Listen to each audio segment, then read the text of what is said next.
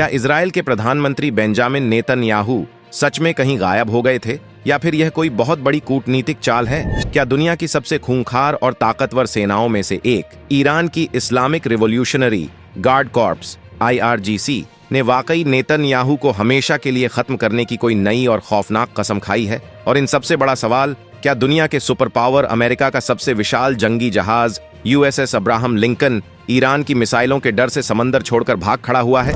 दोस्तों, पिछले कुछ घंटों से इंटरनेट और सोशल मीडिया पर ऐसे दावों की बाढ़ आ गई है। मार्च 2026 में मिडिल ईस्ट के जो हालात हैं, उसे देखकर हर कोई यही मान रहा है कि शायद तीसरा विश्व युद्ध शुरू हो चुका है। लेकिन अंतर्राष्ट्रीय राजनीति और सैन्य रणनीतियों में जो कुछ भी सतह पर दिखाई देता है, असल सच्चाई उससे कोसों दूर होती है। आज के इस वीडियो में हम सनसनीखेज दावों और क्लिकबाइट से पर्दा हटाएंगे और आपको बताएंगे इजरायल, ईरान और अमेरिका के बीच चल रहे इस माइंड गेम की एक 100% असली और सच्ची स्टोरी। सबसे पहले हम उस दावे की बात करते हैं जिसने पूरी दुनिया के न्यूज रूम्स में हलचल मचा दी है कि नेतन्याहू जिंदा हो गए हैं। सोशल मीडिया पर यह अफवाह फैलाई गई कि मिसाइल हमलों के दौरान इजरायली प्रधानमंत्री बेंजामिन नेतन्याहू की या तो मौत हो गई है या वे देश छोड़कर भाग गए हैं। लेकिन दोस्तों, हकीकत यह है कि एक संप्रभु और शक्तिशाली राष्ट्र का प्रधानमंत्री कभी इस तरह गायब नहीं होता। यह दावा पूरी तरह से फेक और भ्रामक है। असल सच्चाई यह है कि मार्च 2026 के इस भयंकर तनाव और ईरान के सीधे मिसाइल हमलों की धमकियों के बीच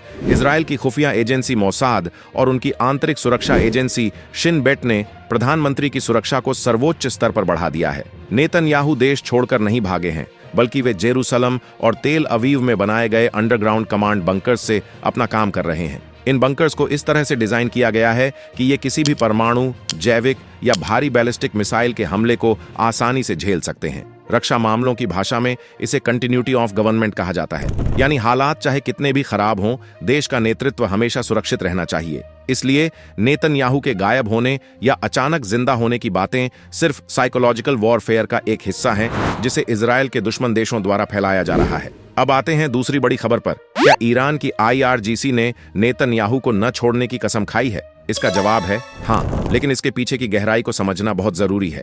IRGC कोई आम सेना नहीं है। यह ईरान की वह एलीट सैन्य टुकड़ी है जिसका काम ही ईरान की इस्लामिक क्रांति के आदर्शों की रक्षा करना है। 2026 की शुरुआत में जब ईरान के कुछ शीर्ष सैन्य कमांडरों और नेताओं को टारगेट किया गया, तब से IRGC बदले की आग में जल रही है। IRGC के चीफ कमांडरों ने खुलेआम इजरायली लीडरशिप, खासकर प्रधानमंत्री नेतन्याहू को निशाना बनाने की बात कही है।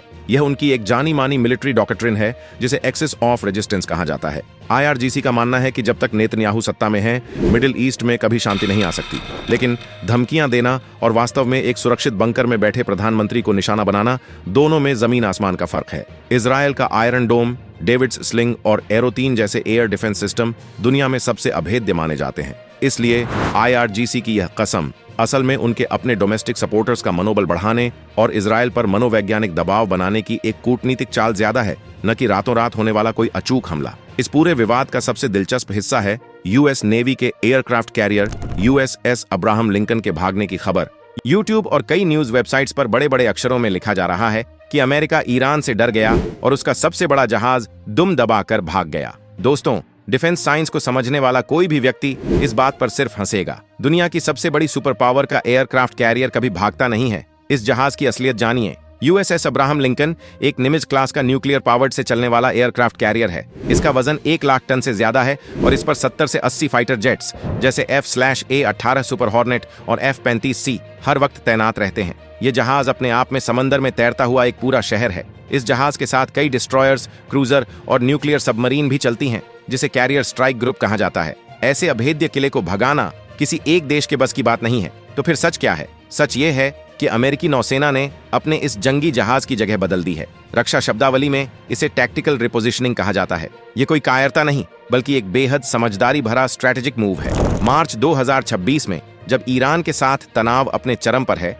अमेरिकी खुफिया एजेंसियों को यह जानकारी मिली कि ईरान अपनी कुछ बेहद घातक एंटी शिप बैलिस्टिक मिसाइल्स को एक्टिवेट कर रहा है। ईरान के पास खलिज फार्स और फातेह 810 जैसी मिसाइलें हैं जो समंदर में चलते हुए जहाजों को 300 से 500 किलोमीटर की रेंज में सटीक निशाना बना सकती हैं। इसके अलावा ईरान के पास स्वॉर्म ड्रोन्स और छोटी स्पीड बोट्स की एक पूरी फौज है जो किसी भी बड़े जहाज को भारी नुकसान पहुंचा सकती है। पर्शियन गल्फ और स्ट्रेट ऑफ हॉर्मूज बहुत ही संकरे समुद्री रास्ते हैं। अगर अमेरिका अपना इतना बड़ा जहाज इस संकरे रास्ते में रखता तो वह ईरान की मिसाइलों के लिए एक बहुत आसान और सिटिंग डक टारगेट बन जाता। इसीलिए अमेरिका के शीर्ष कमांडरों ने बहुत ही स्मार्ट तरीके से यूएसएस अब्राहम लिंकन को फारस की खाड़ी से निकालकर थोड़ा पीछे अरबियन सी और गल्फ ऑफ ओमान के खुले पानी में तैनात कर दिया है। अमेरिका ने यह कदम पीछे हटने के लिए नहीं बल्कि और ज्यादा खतरनाक तरीके से हमला करने की स्थिति में आने के लिए उठाया है। अरब सागर के खुले पानी में होने से जहाज को 3 बड़े फायदे मिलते हैं। पहला, वह ईरान की एंटी शिप मिसाइलों और कोस्टल रेडार्स की पहुंच से बाहर हो जाता है। दूसरा, खुले पानी में जहाज को मैन्यूवरिंग करने के लिए बहुत जगह मिलती है। और तीसरा, अमेरिका के F-35C और F/A-18 फाइटर जेट्स की मार्क रेंज इतनी ज्यादा है कि वे अरब सागर से उड़ान भरकर भी ईरान के किसी भी शहर या सैन्य ठिकाने पर बिना भनक लगे सटीक हमला कर सकते हैं। इसे आप चेस के खेल की तरह समझिए। शतरंज में जब आप अपने क्वीन को एक कदम पीछे लेते हैं तो उसका मतलब यह नहीं होता कि वजीर डर गया है। इसका मतलब होता है कि आप उसे एक सुरक्षित जगह पर रख रहे हैं ताकि वह सही समय आने पर पूरे बोर्ड पर हावी हो सके। अमेरिका ने भी बिल्कुल यही किया है और जो यूट्यूबर्स इसे भागना बता रहे हैं वे दरअसल रक्षा कूटनीति की ABCD भी नहीं समझते। 2026 के इस दौर में असली युद्ध हथियारों से ज्यादा मोबाइल और कंप्यूटर स्क्रीन्स पर लड़ा जा रहा है। इसे इंफॉर्मेशन वॉरफेयर या सूचना युद्ध कहते हैं। ईरान चाहता है कि दुनिया यह माने कि अमेरिका उससे डर गया है, इसलिए वह ऐसी झूठी खबरें और प्रोपेगेंडा फैलाता है कि हमने अमेरिका के जहाज को भगा दिया। इससे ईरान के स्थानीय नागरिकों और मिडिल ईस्ट में उनके सहयोगी गुटों को खुशी मिलती है और उनका मनोबल ऊंचा रहता है। दूसरी तरफ इजरायल भी इसी तरह के प्रोपेगेंडा का इस्तेमाल करता है। वह दुनिया को यह दिखाना चाहता है कि ईरान का नेतृत्व कितना अस्थिर है और इजरायल किसी भी हद तक जाकर अपने दुश्मनों को खत्म कर सकता है। नेतन्याहू का बार बार टीवी पर आकर सख्त बयान देना और फिर बंकर में चले जाना, यह सब जनता के दिमाग के साथ खेला जाने वाला एक बहुत बड़ा खेल है। अगर आप ध्यान से देखें तो अमेरिका इस वक्त एक डबल गेम खेल रहा है। एक तरफ वह इजरायल को पूरी तरह से हथियार, इंटेलिजेंस और डिप्लोमेटिक कवर दे रहा है, वहीं दूसरी तरफ अमेरिका सीधे तौर पर ईरान के साथ किसी बड़े और फुल स्केल युद्ध में शामिल नहीं होना चाहता। अमेरिका जानता है कि अगर उसने ईरान पर सीधे हमला किया तो ईरान स्ट्रेट ऑफ हॉर्मुज को ब्लॉक कर देगा और अगर हॉर्मुज ब्लॉक हो गया तो दुनिया भर में कच्चे तेल की सप्लाई रुक जाएगी, पेट्रोल और डीजल के दाम आसमान छूने लगेंगे और ग्लोबल इकोनॉमी औंधे मुंह गिर जाएगी। अमेरिका इस वक्त आर्थिक मंदी का जोखिम नहीं उठा सकता, इसीलिए वह डिटरेंस यानी डर पैदा करने की नीति पर काम कर रहा है। वह अपने एयरक्राफ्ट कैरियर्स को आसपास रखकर ईरान को सिर्फ यह चेतावनी दे रहा है कि अगर तुमने हद पार की तो हम तैयार बैठे हैं। ईरान की ताकत को भी कम नहीं आंका जा सकता। ईरान को पता है कि वह अमेरिकी नौसेना का मुकाबला समंदर के बीच में जाकर नहीं कर सकता, इसलिए ईरान ने anti access area denial A2/AD रणनीति अपनाई है।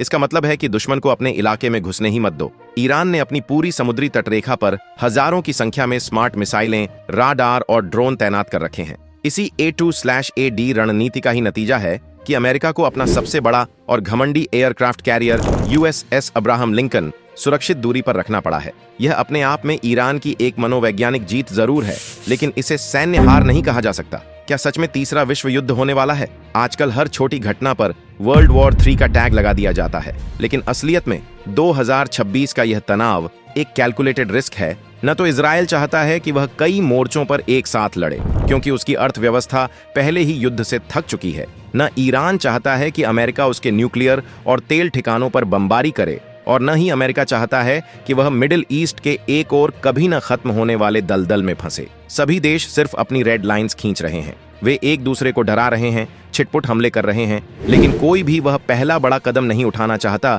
जिससे वापस लौटने का रास्ता बंद हो जाए। इसे कूटनीतिक भाषा में ब्रिंकमैनशिप कहा जाता है, यानी युद्ध के बिल्कुल किनारे तक जाना लेकिन खाई में गिरने से पहले रुक जाना। इस पूरे घटनाक्रम का सीधा असर भारत पर भी पड़ता है। जब इस तरह की फेक न्यूज फैलती हैं कि नेतन्याहू मारे गए या अमेरिका भाग गया तो ग्लोबल शेयर मार्केट क्रैश हो जाता है, तेल की कीमतें बढ़ जाती हैं।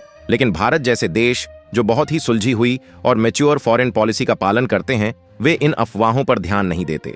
जैसा कि हमने अपने पिछले वीडियो में भी बात की थी, भारत इस पूरे विवाद में बिल्कुल शांत और न्यूट्रल है। भारत को मालूम है कि अमेरिका अपना जंगी जहाज कहां रख रहा है और इजरायल के प्रधानमंत्री कहां छिपे हैं। भारत सिर्फ अपने नागरिकों को सुरक्षित रखने, ईरान के चाबहार पोर्ट से अपना व्यापार सुचारू रूप से चलाने और अपनी एनर्जी सिक्योरिटी पर फोकस कर रहा है। ये ग्लोबल स्तर पर न्यू इंडिया का वह चेहरा है जो अफवाहों से नहीं बल्कि फैक्ट्स और अपने राष्ट्रीय हितों से संचालित होता है। तो दोस्तों, यह थी नेतन्याहू के गायब होने IRGC की खौफनाक कसम और अमेरिका के जंगी जहाज के भागने वाले वायरल और सनसनीखेज दावों की पूरी सच्ची स्टोरी। इससे एक बात तो बिल्कुल शीशे की तरह साफ हो जाती है कि जियोपॉलिटिक्स और अंतर्राष्ट्रीय रक्षा मामलों में कभी भी सिर्फ थंबनेल या न्यूज की हेडलाइंस देखकर किसी नतीजे पर नहीं पहुंचना चाहिए। अमेरिका ने अपना जंगी जहाज USS अब्राहम लिंकन डरकर नहीं भगाया है, बल्कि वह शतरंज के एक माहिर खिलाड़ी की तरह अपनी गोटियां सेट कर रहा है। इजराइल के प्रधानमंत्री भी सुरक्षित हैं और ईरान भी